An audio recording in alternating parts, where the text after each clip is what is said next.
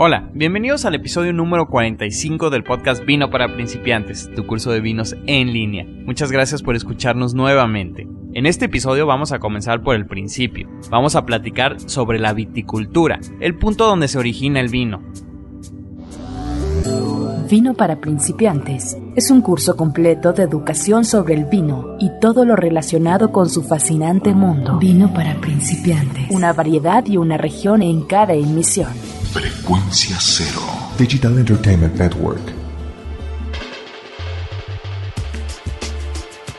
Bien, todos sabemos que el vino se elabora típicamente con uvas. Aunque también puede haber vino hecho con mango, con mandarina, con cítricos y otros frutos, pero la mayoría de nosotros disfrutamos esta bebida porque nos gusta el vino hecho con uvas. Sabemos que las uvas son una fruta, sabemos que crecen en vides, pero más allá de eso, el consumidor de vino puede no darse cuenta qué tan difícil llega a ser el cultivo de las uvas y qué tan complicado es el tema de la viticultura. Así que en este episodio vamos a hablar de la propia vid, esta planta que nos permite cosechar uvas y por lo tanto vino. Las vides tienden a crecer solo en ciertas regiones del mundo muy específicas. Hay algunas excepciones, pero en general estas regiones se localizan en dos franjas muy bien definidas por la latitud y la longitud en la que se encuentran. En el hemisferio norte las podemos encontrar entre los 30 y 50 grados norte. Esta es la zona donde localizamos los viñedos de California, de España, Italia, Francia y todos los que están a esa altura. Y cuando hablamos del hemisferio sur, esta franja se localiza entre los 30 y 40 grados sur. Y es lo más al sur que llegan los viñedos en este hemisferio. Y nos referimos a la franja donde se encuentran Chile, Argentina, Nueva Zelanda, Australia y Sudáfrica. Las uvas se cultivan en todos los continentes excepto en uno, y no debe tomarles mucho tiempo en deducir cuál es. Es un continente donde hace mucho frío y donde no vamos a encontrar gran vegetación.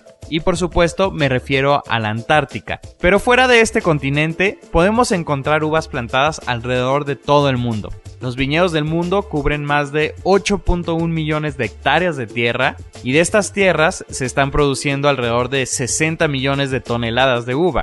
Esto es mucha fruta, de la cual el 80% de estas uvas se destinan a la producción de vino. Y eso resulta en mucho vino. Y qué bien, eso nos da gusto porque quiere decir que hay vino para todos. Vamos a hablar un poco de la vid. Esta planta, como cualquier otra, aparte de buenos suelos o suelos apropiados para su cultivo, va a necesitar algunos nutrientes. Necesita nitrógeno, potasio y fósforo, o a lo que se le conoce como NPK por sus siglas en la tabla periódica.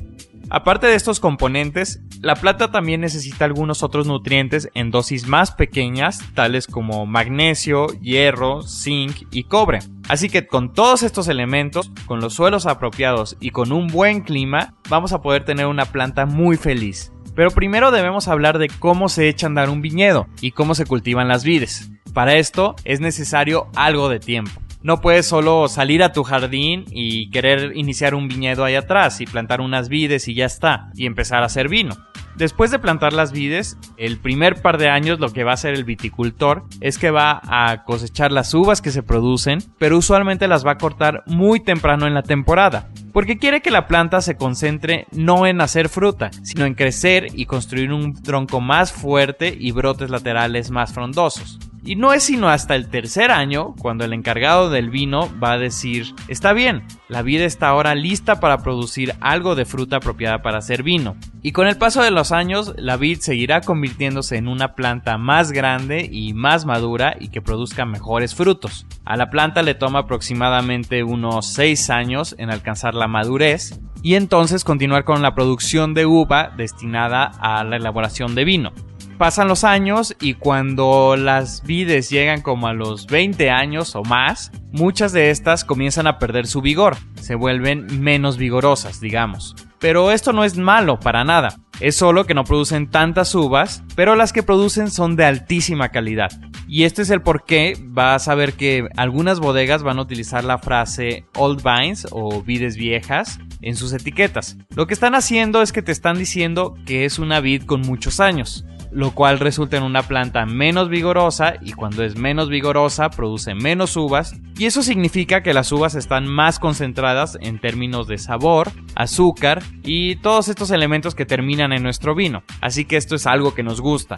Hay que aclarar que el término Old Vines no es nada que esté regulado, en otras palabras, no tienes que tener vides de digamos 20 o 50 años para llamarlo así, puedes tener vides de 15, 20 o 100 años, no hay regulación alguna, así que en general pueden poner la leyenda Old Vines en cualquier botella de vino, aunque las bodegas confiables y de mayor reputación solo van a utilizar este término cuando en efecto la edad de las vides se refleja en la calidad del vino. Muy bien, necesitamos hablar ahora un poco sobre biología. Las uvas pertenecen al reino Plantae, y recordemos un poco las clases de biología cuando nos enseñaban que para clasificar las plantas teníamos reinos, familias, divisiones, clases, géneros y cosas así. Y vámonos al final de la taxonomía y empecemos con el género. Las uvas pertenecen al género Vitis. Al género le siguen la especie y subespecie. Pensando en términos de uvas, la especie de la que hablamos es la vinífera. Es por eso que vamos a ver muchos libros y artículos que hablan sobre la Vitis vinifera. Estas son las plantas más apropiadas para hacer vino, existen otras. La Vitis vinifera es nativa de Europa y del oeste de Asia, pero por ejemplo en Norteamérica tenemos la Vitis lambrusco, y así en otros lugares encontramos otras especies, pero no son las más adecuadas para la elaboración del vino. Algunas de estas tienden a producir algunos olores no muy agradables, y como no queremos vinos que huelan mal, mejor nos quedamos con la Vitis vinifera. Si bajamos más en la clasificación, vamos a hablar de las subespecies o variedades, es decir, ya una uva en particular. Por ejemplo, la Merlot es una subespecie de la Vitis vinifera, así que si Merlot fuera el nombre original en latín de esta uva, el nombre completo de esta planta sería Vitis vinifera Merlot. Con esta rápida clasificación podemos darnos una idea muy general de cómo funciona la clasificación y nombres de las uvas. Tal vez es mucha información y hay mucha más, pero mientras recuerdes el término Vitis vinifera, con eso estamos del otro lado. Hay algunos otros términos de los que tenemos que hablar ya que andamos en esto. Uno de ellos es clon. Un clon de vid en el mundo de la viticultura no se refiere a la misma idea que cuando hablamos de clonación de humanos o de animales. Cuando nos referimos a una planta que produce uvas, de lo que realmente hablamos es de un descendiente de una vid en particular que fue creada por el viticultor al implantar una estaquilla cortada de la planta madre, cuyas cualidades quería que se repitieran en la planta hija. Y esto se hace para tomar las características de una planta que te gusta mucho y quieres más de estas en tu viñedo. Eventualmente se convierte en una vid nueva y nos vamos a referir a ella como un clon. Continuemos y tenemos un par de términos más. Vamos a hablar de lo que es una cruza y de lo que es un híbrido. El híbrido es un descendiente de dos diferentes especies. Digamos por ejemplo la Vitis vinifera y la Vitis lambrusco. La cruza, por otro lado, es el descendiente de dos subespecies. Por ejemplo, si tomamos la Cabernet Franc y la Sauvignon Blanc y creamos una cruza entre ellas. Y entonces terminamos con la uva Cabernet Sauvignon. Y sí, así es, la famosa Cabernet Sauvignon es una descendiente de la cruza entre Cabernet Franc y Sauvignon Blanc, las dos de la especie Vitis vinifera. Vino para principiantes. ¡Salud! Ahora que ya tenemos estos conocimientos básicos, vamos a continuar y hablar sobre el ciclo de la vida o ciclo vegetativo de la planta de la vid. Este es un episodio tal vez demasiado técnico, pero era hora de que habláramos de estos temas y los teníamos que tocar tarde o temprano. Así que vamos a hablar del ciclo anual del cultivo de la uva. Y vamos a empezar asumiendo que nuestra planta estuvo dormida durante todo el invierno. La llegada de la primavera y el alza de las temperaturas finaliza el sueño invernal de la planta, y cuando el ambiente alcanza a unos 10 grados Celsius aproximadamente, las yemas de la vid se abren, se empieza a percibir vida en la planta y los brotes comienzan a formarse. La vid retoma la energía que tenía almacenada porque existen carbohidratos que estaban guardados dentro de la misma planta. Y durante las próximas 4 semanas se acelera el paso y los brotes empiezan a crecer como una pulgada por día. La planta se vuelve realmente muy vigorosa y como entre unos 40 o 60 días después de los primeros brotes, la vid inicia una etapa que llamamos floración. Y aquí es cuando, como su nombre lo dice, se forman las flores. Estas no se ven como lo que tradicionalmente conocemos como flores. Pero si las condiciones son favorables, la floración culmina con la fecundación y las flores producen pequeños frutos que eventualmente se convierten en pequeños racimos con granos de uvas, y aquí iniciamos la etapa llamada cuajado, o por su nombre en inglés berry set. Frecuentemente vas a ver que los productores de vino y los viticultores suelen referirse a las uvas en esta etapa como bayas. Incluso en Alemania, si pensamos en el vino Beerenauslese, Beeren es la palabra para baya en alemán. Así que cuando llegamos al cuajado, todas las vides empiezan a producir estos pequeños granos verdes y duros que no se parecen nada a una uva, y las cuales van a tener un alto contenido de ácido, pero muy poco contenido de azúcar. Pueden entrar a la página del programa en www.vinoparaprincipiantes.com para ver algunas fotografías de todas estas etapas y de cómo van evolucionando las uvas en el paso del tiempo. De esta etapa al momento de la cosecha, este grano va a experimentar una serie de transformaciones. El grano va a ir aumentando su tamaño gracias a que recibe una gran cantidad de nutrientes proporcionados por la planta. Y como ya mencionamos, durante este tiempo el grano está compuesto casi en su totalidad por ácidos, que así continúan creciendo, y luego de 40 a 50 días vamos a llegar a lo que llamamos envero, y esto es cuando las uvas empiezan a cambiar de color. Si tuviéramos la paciencia de observar en detalle, esta es una etapa fascinante, ya que las uvas blancas pasan del verde a distintas tonalidades de amarillo, y las uvas tintas primero pasan a un rojizo pálido y luego a diversos tonos de rojo oscuro. Al mismo tiempo, los granos comienzan a suavizarse y pasan de estas bayas duras a convertirse en la fruta que será cosechada. Y durante todo este tiempo el azúcar está pasando por un proceso llamado translocación.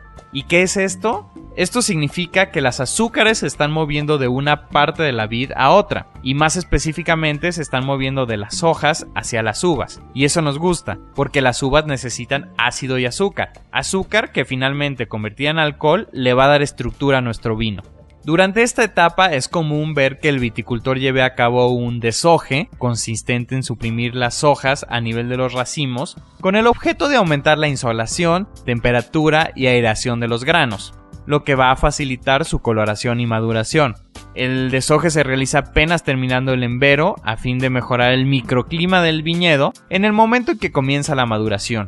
Las uvas continúan creciendo, la uva continúa engordando, acumulando azúcares y perdiendo acidez, y finalmente comienza la etapa de maduración. Esta se refiere a los cambios en la uva que se reflejan en los niveles de ácido y azúcar. Y al final, la madurez de la uva se refiere al momento en que se consiguen ciertos niveles de azúcar y acidez deseados por el viticultor. Y bueno, cuando las uvas están en su nivel óptimo de madurez, es entonces cuando inicia la cosecha. Al acercarse la época de la cosecha, el viticultor está monitoreando muy de cerca y con mucho cuidado los niveles de azúcar y acidez en la uva. Y de repente llega un día en que todo está perfecto y ¡pum! Empezamos la cosecha. Muy bien. Todo este proceso que resumimos en unos cuantos minutos, desde los primeros brotes hasta la cosecha, ocurre en un periodo de 140 a 160 días en promedio. A veces puede ser mucho menos, pueden ser tan solo 110 días, y en ocasiones puede ser al contrario, puede llegar hasta los 200 días. Y esto va a depender mucho de las condiciones climáticas que se dieron en ese año en particular. Pero usualmente, desde el primer brote hasta la cosecha de la uva, van a pasar de 140 a 160 días. Muy bien, entonces se cosecha la uva y antes de que nos demos cuenta, es tiempo de la primera helada de la temporada, ocasionando lo que llamamos deshoje, que como su nombre lo dice, es cuando la planta pierde las hojas y la vid se vuelve a dormir para el invierno. Pero el trabajo todavía no termina, y es que durante el invierno muchos viticultores salen al viñedo y hacen algo de poda, con el fin de preparar la vid para el próximo ciclo, que iniciará con la llegada de la primavera, y es entonces cuando vuelve a empezar todo este ciclo nuevamente. Bueno, creo que este es un buen momento para detenernos en este episodio. Fue un episodio corto, todavía nos falta mucho sobre este tema, pero creo que al cortarlo en este momento podemos dividir este episodio en varias partes pequeñas para que sean mucho más digeribles para todos.